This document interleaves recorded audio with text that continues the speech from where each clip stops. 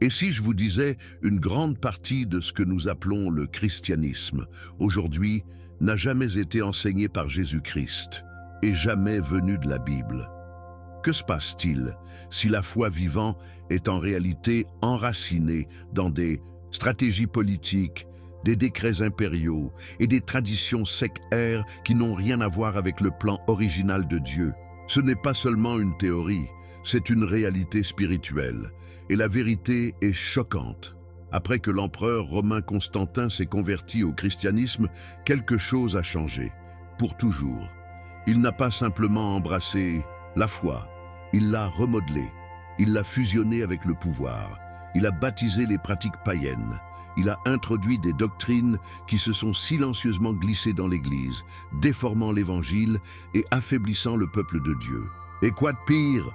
De nombreux croyants vivent encore sous le poids de ces mêmes doctrines aujourd'hui, sans même le savoir. Dans cette vidéo, nous allons exposer 4 doctrines dangereuses qui sont entrées dans l'Église après Constantin. Des croyances qui ont l'air saintes, spirituelles, mais qui vous éloignent en fait de la présence de Dieu. Si vous avez déjà eu l'impression que votre foi est sèche, mécanique ou impuissante, c'est peut-être pourquoi vous êtes sur le point de découvrir les racines spirituelles de ce vide et comment en vous libérer une fois pour toutes. Ce n'est pas seulement l'histoire, c'est un réveil. Parce que Dieu vous rappelle, retour à la Bible, retour à la vérité, retour à Jésus, le vrai Jésus. Et à la fin de cette vidéo, vous ne regarderez plus jamais votre foi de la même manière. Alors restez avec nous jusqu'à la dernière seconde, parce que ce que vous apprenez aujourd'hui pourrait transformer votre vie spirituelle pour toujours. Il y a une question qui résonne silencieusement dans le cœur de chaque croyant. Suivez-vous vraiment Jésus-Christ, ou simplement des traditions fabriquées par des hommes en puissance? Beaucoup ne le réalisent pas, mais la foi qu'ils professent, les rituels qu'ils observent et même la structure de leur culte peuvent avoir plus à voir avec le décret d'un empereur qu'avec les enseignements de la Bible. Tout a commencé avec un homme nommé Constantin. Avant lui, l'Église était pure, humble et persécutée, mais vivante avec le feu du Saint-Esprit. Après lui, une transformation subtile mais dangereuse a eu lieu. Le christianisme n'était plus le chemin de la croix, mais le système de la couronne. Et avec ce changement est venu des doctrines qui ne venaient pas de Dieu, mais de la commodité politique. La foi a été empêtrée de pouvoir, et ce qui était autrefois une intimité sacrée avec Dieu est devenu une religion parrainée par l'État. La conversion de Constantine est l'un des événements les plus importants de l'histoire de l'Église, mais pas pour les raisons que beaucoup célèbrent. Bien qu'il ait mis fin à la persécution brutale des chrétiens, il a également ouvert les portes de l'influence politique pour prendre racine dans la foi. Ce qui était autrefois un mouvement de renaissance spirituelle est devenu un outil de stratégie impériale. La Bible n'était plus la seule autorité. Maintenant, les conseils, les empereurs et les traditions avaient leur mot à dire. Les temples qui se sont réunis dans les maisons ont commencé à ressembler au palais. Les dirigeants qui ont marché pieds nus portaient maintenant des vêtements d'or. La simplicité de l'Évangile a été enterrée sous des couches de cérémonie. Et pourtant, des millions d'aujourd'hui ne savent toujours pas que ce qu'ils appellent le christianisme peut être un héritage non pas des apôtres, mais de l'empire de Constantin. Dans cette vidéo, nous découvrirons 4 doctrines spécifiques qui sont entrées dans l'Église après la montée de Constantin. Des enseignements qui trompent toujours, distraient toujours et affaiblissent toujours la foi de beaucoup. Ces doctrines peuvent sembler inoffensives à la surface. Ils pourraient même être prêchés des chairs avec passion. Mais en dessous se trouve un esprit différent, celui qui remplace l'humilité de Jésus-Christ par la fierté des systèmes politiques. Il ne suffit pas de croire. La Bible dit dans Osée 4, 6, « Mon peuple est détruit faute de connaissance ». C'est pourquoi ce voyage est important. Vous n'êtes pas seulement l'apprentissage de l'histoire, vous récupérez votre foi à partir de siècles de distorsion.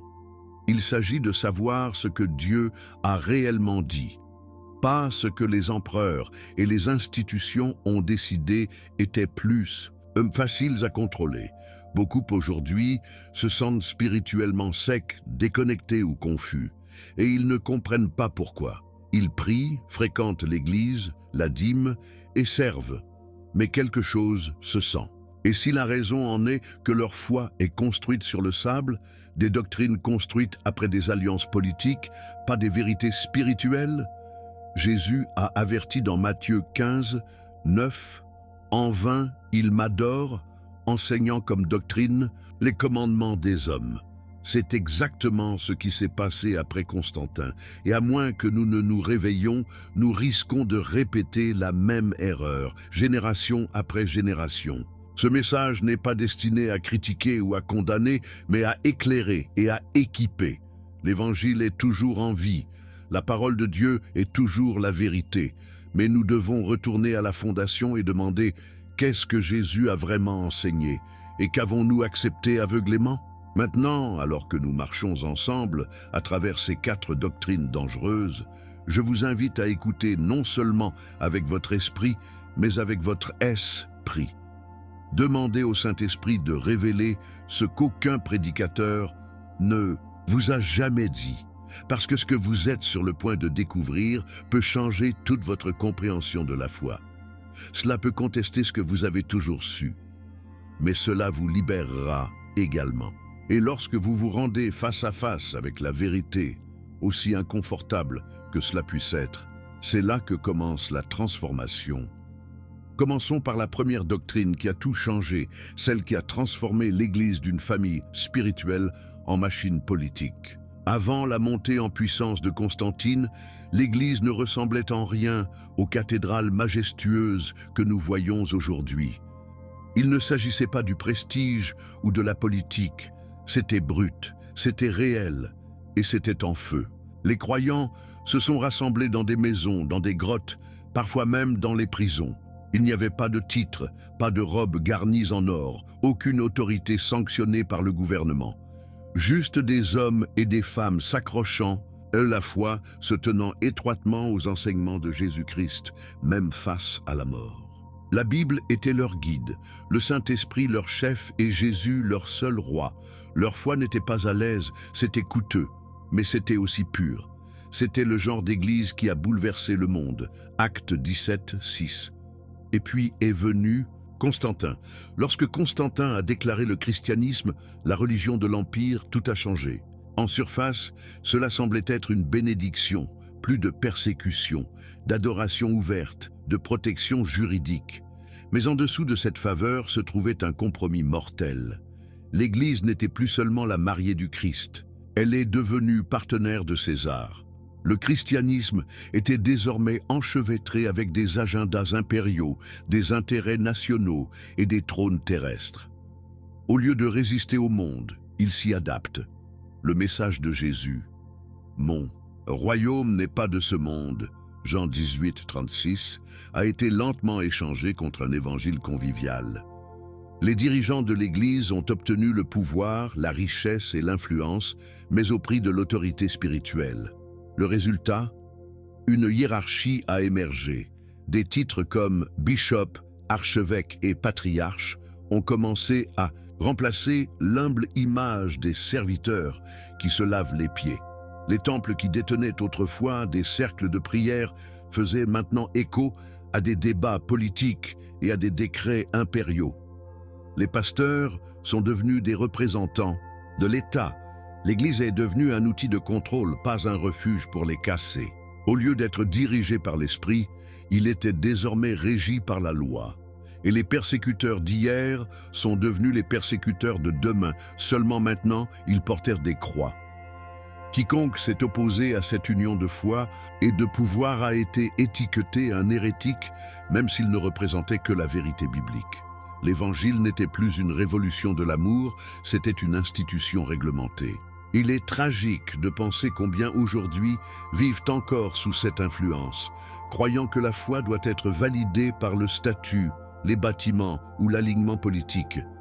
Mais la Bible nous rappelle que la vraie grandeur dans le royaume de Dieu semble très différente. Jésus a dit « Celui qui veut devenir grand parmi vous doit être votre serviteur ». Matthieu 20, 26. Il n'a jamais approuvé de grandes positions ou des trônes politiques. Il a marché des routes poussiéreuses, pas des tapis rouges. Il a guéri les empereurs oubliés et non divertis. Pourtant, de nombreuses églises reflètent encore aujourd'hui le modèle introduit sous Constantin, cherchant une influence au lieu de l'intimité, des applaudissements au lieu de l'onction. Maintenant, ce n'est pas un appel à abandonner l'Église, mais à le récupérer, pour décoller les couches de la tradition et redécouvrir la communauté dirigée par l'Esprit que Jésus a envisagée, un où chaque croyant est habilité, où les pauvres sont honorés et où la foi n'est pas exploitée pour le contrôle, mais vivait dans la reddition. L'union de l'Église et de l'État a peut-être offert la commodité, mais cela nous a coûté quelque chose d'origine, le pouvoir, brut et non filtré de l'Évangile. Et donc, à mesure que nous avançons, il est temps d'examiner la prochaine doctrine qui s'est glissée, une pratique qui a subtilement remplacé le culte par le spectacle et l'esprit avec symbolisme. Si vous pouviez entrer dans un rassemblement de croyants du 1er siècle, vous seriez choqués parce que vous ne verriez pas de statues, pas de peinture de saints, pas de reliques reposant dans des boîtes en verre. Juste les gens, remplis du Saint-Esprit, ouvrant les Écritures, brisant le pain et soulevant leur voix dans un culte simple et sans fioriture. C'est parce que la première Église a compris quelque chose de profond. Dieu est l'Esprit, et ceux qui l'adorent doivent adorer en esprit et en vérité. Jean 4, 24. Ils n'avaient pas besoin d'images pour se sentir près de Dieu. Ils avaient Jésus-Christ, la parole faisait la chair et la présence intérieure du Saint-Esprit, mais quelque part, en cours de route, cette intimité a été échangée contre l'imagerie. Alors que le christianisme se propageait à travers l'Empire romain, les dirigeants de l'Église étaient confrontés à un défi. Comment rendre la foi plus agréable aux anciens païens? Au lieu de les discipliner pleinement dans les enseignements de la Bible, ils ont choisi un raccourci, un compromis. Les convertis païens ont été utilisés pour adorer avec des statues, des symboles et des objets sacrés. Donc, petit à petit, ces éléments ont commencé à trouver leur chemin dans le culte chrétien. Une statue de Jésus ici, une peinture de Marie là-bas, des os de martyrs affichés comme des trophées. Ce qui a commencé comme des illustrations se sont transformés en objets de dévotion. Ce qui était autrefois une foi enracinée dans l'invisible est devenu fixé sur le tangible. Et lentement, subtilement, l'idolâtrie s'est glissée par la porte arrière de l'Église. La parole de Dieu n'est pas silencieuse à ce sujet. Dans Exode 20, 4, 5, il ordonne « Vous ne ferez pas pour vous une image sous la forme de quoi que, ce soit dans le ciel au-dessus ou sur la terre en dessous, vous ne vous inclinez pas ou ne les adorerez pas. » Pourtant, des générations de croyants se sont agenouillés devant les statues, des reliques embrassées et ont prié des icônes, croyant qu'elles honorent Dieu, alors qu'en fait, ils entrent dans un territoire dangereux. La Bible n'appelle pas ces pratiques sacrées, elle les appelle trompeurs. Peu importe si l'image est de Jésus ou d'un saint. Lorsque nos cœurs s'attachent à un symbole plutôt qu'au Sauveur, nous dérivons dans le même brouillard spirituel qui enveloppait autrefois le monde païen. Maintenant, soyons clairs, tous les symboles ne sont pas mauvais. Une croix autour de votre cou peut rappeler votre foi. Une peinture du Christ dans votre maison peut remuer vos pensées vers le ciel. Mais le danger commence lorsque ces éléments remplacent la relation. Lorsque vous touchez une relique est plus puissant que d'ouvrir votre Bible. Lors de l'allumage d'une bougie, c'est plus spirituel que de parler directement à Dieu. Ce n'est pas l'Évangile. C'est une superstition vêtue de vêtements chrétiens. La foi ne se trouve pas dans les objets. On le trouve dans la présence vivante de Dieu. Et il n'est pas enfermé dans une statue. Il est vivant, se déplace et se rapproche que votre souffle. Si vous avez déjà eu l'impression que vos prières rebondissent sur le plafond, il est peut-être temps d'examiner ce que vous ancrez votre foi. Jésus n'est pas mort pour que nous ayons un culte semblable à un musée. Il a déchiré le voile pour pouvoir entrer directement dans le lieu le plus saint, directement. Aucune relique requise, pas de saint comme médiateur, juste toi, ton cœur et un Dieu aimant qui aspire à la communion, pas à la cérémonie. Et alors que nous passons à la doctrine suivante, nous verrons comment ce même esprit de séparation ne s'est pas arrêté au statut. Elle a même façonné la façon dont nous considérons le leadership spirituel. Au début de l'Église, il n'y avait pas de scène, pas de grande robe, pas de chaise de velours réservée aux hommes de Dieu. Au lieu de cela, chaque croyant était égal devant Jésus-Christ, non seulement dans le salut, mais dans l'autorité spirituelle. L'apôtre Pierre a clairement indiqué dans 1 Pierre 2, 9, « Vous êtes une génération choisie, un sacerdoce royal, une nation sainte. » En d'autres termes, chaque adepte de Jésus a été considéré comme un prêtre, appelé à servir, à intercéder et à représenter la présence de Dieu dans leur vie quotidienne. La puissance n'était pas verrouillée dans une chaire, elle s'est déroulée dans les cuisines, les prisons, les marchés et les maisons. La foi n'a jamais été une question de hiérarchie, il s'agissait de la communauté. Mais cette identité a commencé à s'estomper lorsque Constantin a redéfini ce que cela signifiait d'être spirituel. Sous l'influence de Constantin et dans les générations qui ont suivi, une nouvelle classe d'élite spirituelle a émergé. Ils portaient des vêtements distincts, ils se sont assis dans des sièges spéciaux. Ils lisent les Écritures dans une langue que personne d'autre ne pouvait comprendre. Et lentement, ils sont devenus les gardiens de la foi. Le croyant de tous les jours n'était plus considéré comme capable d'interpréter la Bible ou d'entendre Dieu. Ce travail appartenait au clergé. La foi est devenue une performance à regarder plutôt qu'une vie à vivre. Le culte s'est transformé en événement et la croissance spirituelle est devenue quelque chose de réservé à ceux qui ont des titres. Le sacré n'était plus personnel, et il était institutionnel. Mais ce n'est pas ce que Jésus a enseigné. Il a renversé toutes les structures religieuses à l'envers. Il a choisi les pécheurs, les collecteurs d'impôts et les fanatiques, pas les prêtres, pas les chercheurs, pour être ses disciples.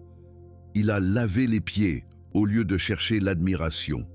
Il a réprimandé les chefs religieux pour transformer la maison de Dieu en spectacle. Et il a dit clairement dans Matthieu 23, 8, « Vous êtes tous frères ». Pourtant, jusqu'où nous avons dérivé? Aujourd'hui, dans de nombreuses églises, la plateforme est intouchable. Le prédicateur est idolâtré. Les membres sont des spectateurs. Et le mouvement dirigé par l'Esprit que Jésus a né a été réduit à un rituel de week-end géré par des professionnels. Maintenant, ne vous trompez pas, Dieu élève les pasteurs, les enseignants et les dirigeants. Mais leur objectif est d'équiper les saints et non de les dominer. Éphésiens 4, 11, 12. Leur rôle est de susciter des cadeaux dans les autres, et non de monopoliser le microphone. Malheureusement, de nombreux croyants ont appris à dépendre de la voix d'un homme plutôt que de développer leur propre marche avec Dieu. Ils attendent la permission de prier, de servir, de diriger, sans se rendre compte que le voile était déchiré et que l'accès est ouvert. Chaque enfant de Dieu peut entendre sa voix. Chaque disciple peut se déplacer dans le pouvoir spirituel. Ce n'est pas une rébellion, c'est une conception biblique. Donc, si vous vous êtes déjà senti petit, indigne ou spirituellement non qualifié parce que vous n'êtes qu'un membre, laissez cette vérité vous libérer. Vous n'êtes pas un personnage de fond dans l'histoire de Dieu. Vous êtes son temple, son prêtre, son ambassadeur. Vous n'avez pas besoin d'une robe pour être juste ou une chair pour avoir du pouvoir. Jésus-Christ est votre grand prêtre et il vous invite à marcher hardiment dans la salle du trône de la grâce. Et pendant que nous continuons, nous explorerons comment même le jour de culte, le jour que beaucoup pensaient être sacré, n'a pas été façonné par les Écritures, mais par la stratégie politique. C'est une hypothèse calme dans la plupart des églises aujourd'hui. Le dimanche est la journée du Seigneur. C'est lorsque nous rassemblons, adorons, reposons et offrons notre dévotion. Mais très peu s'arrêtent à demander d'où vient cette pratique? Est-il commandé dans la Bible? A-t-il été établi par Jésus-Christ ou ses apôtres? La vérité surprenante est que le dimanche n'était pas à l'origine le jour sacré des premiers croyants. Le livre des Actes décrit les chrétiens qui se réunissent quotidiennement dans les maisons et partagent tout en commun.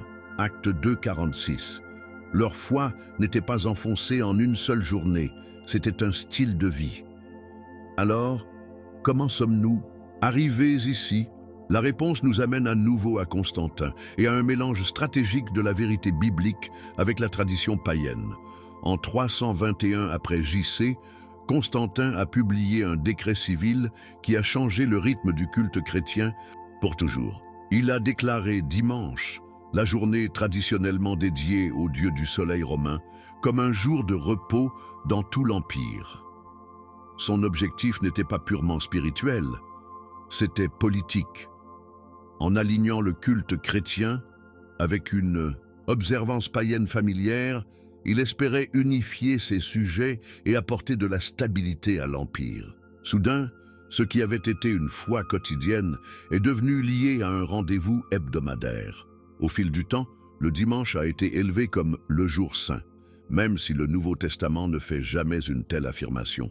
Le changement n'était pas motivé par les Écritures, elle était motivée par la stratégie. Maintenant, est-ce mal d'adorer dimanche? Pas du tout. La Bible encourage les croyants à se réunir régulièrement et n'importe quel jour est une bonne journée pour chercher Dieu. Mais le danger consiste à transformer dimanche en une exigence ou à croire qu'il est en quelque sorte plus sacré que les autres. Lorsque la foi est réduite à un service hebdomadaire, nous risquons de vivre pour la performance au lieu de la présence. Jésus ne nous a pas appelés pour lui rendre visite le dimanche. Il nous a appelés à se conformer quotidiennement en lui, Jean 15,4. L'Église primitive l'a compris. Leur dévouement ne se limitait pas à un calendrier. Il a traversé chaque instant de leur vie. Malheureusement, beaucoup aujourd'hui ont été formés pour allumer leur spiritualité une fois par semaine, puis revenir aux affaires comme d'habitude. L'Église devient une boîte à cocher. Le dimanche devient les seules prières de jour sont offertes. Les Bibles sont ouvertes et les cœurs sont adoucis. Mais ce n'est pas la vie que Jésus est morte pour nous donner. L'Évangile est un appel de 7 jours. Dieu n'est pas seulement le Seigneur du week-end, il est le Seigneur de vos matins, vos déplacements, vos difficultés et vos victoires. Le limiter à dimanche, c'est comme nourrir votre âme une fois par semaine et vous demander pourquoi vous faim le reste du temps. Alors, quel est l'appel ici? Ce n'est pas pour abandonner le dimanche, mais récupérer du lundi au samedi, pour réaliser que le même esprit qui se déplace dans le sanctuaire est présent dans votre cuisine, votre classe, votre lieu de travail. Ce culte ne concerne pas l'heure de l'horloge. Il s'agit de la posture de votre cœur. Et alors que nous passons de cette doctrine, nous commençons maintenant à voir les conséquences spirituelles plus profondes que ces traditions ont laissées derrière. Des conséquences qui ont tranquillement remodelé l'âme de l'Église moderne. Lorsque les doctrines ancrées dans les motifs politiques et les traditions humaines remplacent la vérité de la Bible, les effets ne se présentent pas seulement en théologie, ils apparaissent dans le cœur, les maisons et la vie quotidienne. Ce qui était autrefois une relation vibrante et dirigée par l'Esprit avec Dieu devient lentement mécanique. Le rituel remplace la révélation. La tradition éclipse la transformation. De nombreux croyants se sentent aujourd'hui épuisés spirituellement, confus ou engourdis, et ils ne savent pas pourquoi. Ils vont à l'église, ils chantent des chansons, ils essaient de faire la bonne chose. Mais quelque chose manque. Ce quelque chose est souvent l'intimité qui ne vient que de marcher quotidiennement avec Jésus-Christ, non pas par les institutions, mais par la reddition et la foi. La Bible nous avertit clairement dans 2 Timothée 3,5 à propos de ceux qui ont une forme de piété mais nient sa puissance. C'est exactement ce qui se passe lorsque nous suivons les doctrines nées de l'Empire plutôt que des Écritures. Au lieu d'une vie audacieuse et remplie d'esprit, nous obtenons une dépendance à l'égard des systèmes. De nombreux chrétiens se sentent paralysés sans l'approbation du pasteur ni un programme structuré. Ils hésitent à prier hardiment, peur de ne pas avoir les bons mots. Ils ne lisent pas la Bible par eux-mêmes parce qu'ils ont appris que quelqu'un d'autre a besoin pour l'interpréter pour eux.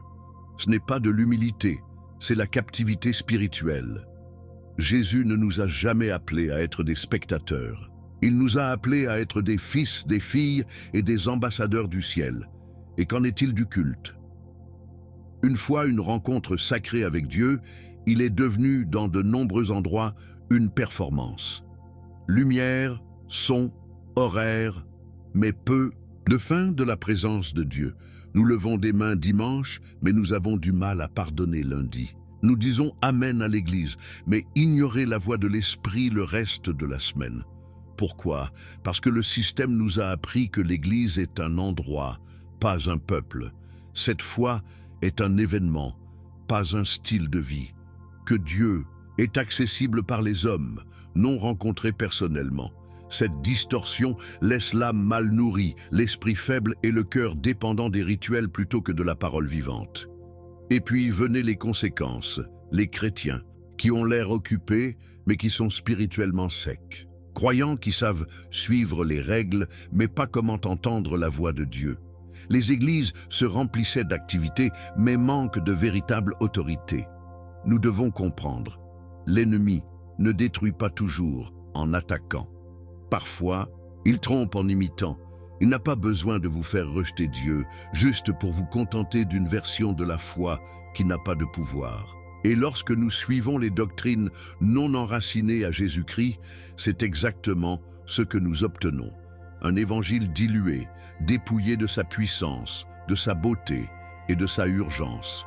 Mais voici la bonne nouvelle. Il n'est pas trop. Natar, le même esprit qui a ressuscité Jésus d'entre les morts, est toujours vivant et disponible. Le renouveau ne commence pas dans un bâtiment, il commence dans un cœur qui dit « Dieu, je veux plus ». Plus que la tradition, plus que la routine, plus que la foi au niveau de la surface. Et c'est ce que nous plongerons ensuite, comment nous pouvons revenir au genre de foi qui a changé le monde. Le genre qui secoua les villes, guérissait les malades et libéra les captifs. Le genre de foi qui ressemble beaucoup plus à des actes et beaucoup moins à Rome. Quelque part au plus profond, de nombreux croyants le ressentent. Ce tigue, ce chuchotement, cette sainte insatisfaction à l'égard de la routine religieuse.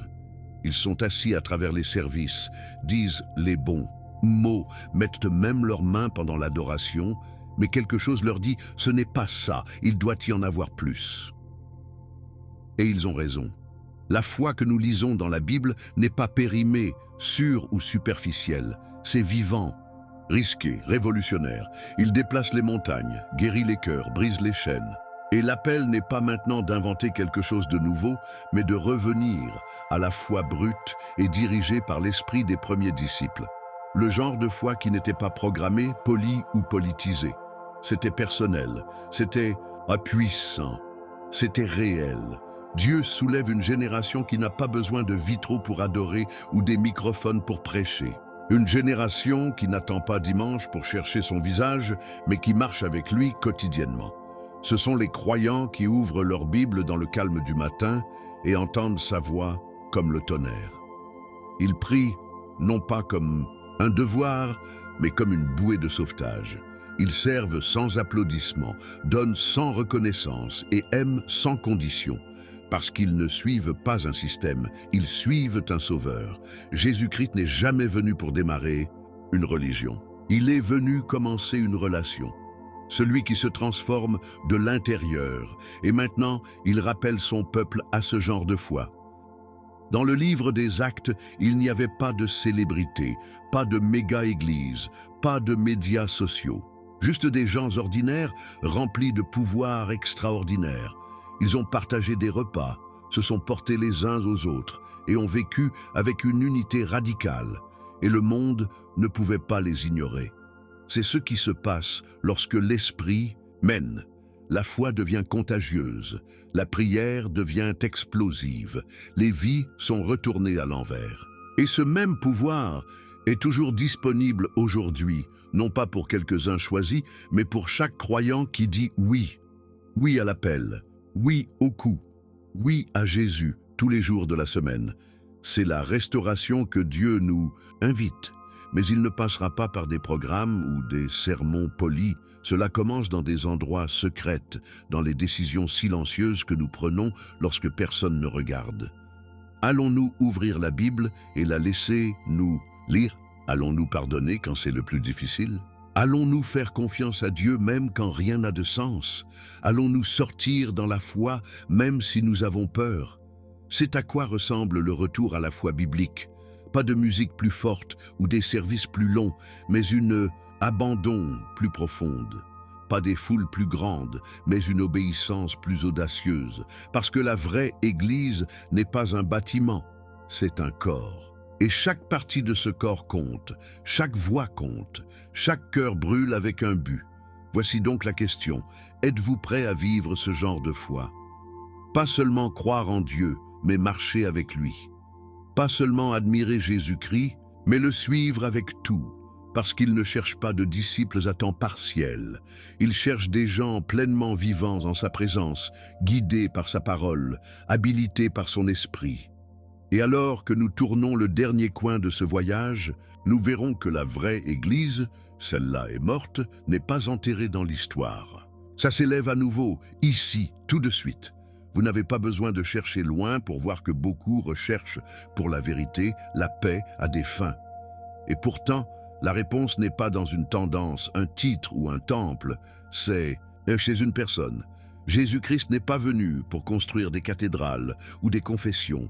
Il est venu élever des gens, des vaisseaux vivants et respirants de sa gloire. La vraie Église n'est pas une institution. C'est un mouvement. Ce n'est pas enchaîné à l'histoire. Il regorge de vie. Partout où quelqu'un s'agenouille dans le repentir, partout où 2 ou 3 se rassemblent en son nom, partout où un cœur se rend complètement, c'est l'Église. C'est un sol saint. C'est le corps du Christ en mouvement. La Bible ne nous a jamais dit de dépendre des bâtiments, des horaires ou des systèmes. Il nous a appelés à dépendre de Dieu, quotidiennement, pleinement, inconditionnellement.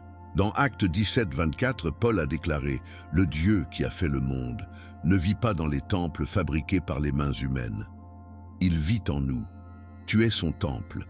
Et quand vous vous en rendez compte, tout se déplace. Votre maison devient un sanctuaire. Votre lieu de travail devient un champ de mission. Votre vie devient un témoignage. C'est ce qui se passe lorsque l'Église prend vie. Il sort des murs, il rompt les chaînes. Il se divise dans l'obscurité avec la lumière de l'Évangile. Mais ce genre de foi ne vient pas de la tradition. Il vient de la transformation. Pas en regardant les autres adorer, mais en devenir vous-même un adorateur. Pas de la mémorisation de vers, mais de les vivre. Et oui, c'est désordonné. Oui, ça coûte quelque chose. Mais c'est réel, et ça vaut le coup. Parce que rien ne se compare à connaître Jésus-Christ profondément, personnellement, puissamment. Il ne nous a pas appelés pour l'admirer de loin. Il nous a appelés à suivre, tous les jours, chaque étape, chaque souffle. C'est le genre d'église dont le monde a besoin. Et c'est le genre de croyants que Dieu soulève en ce moment.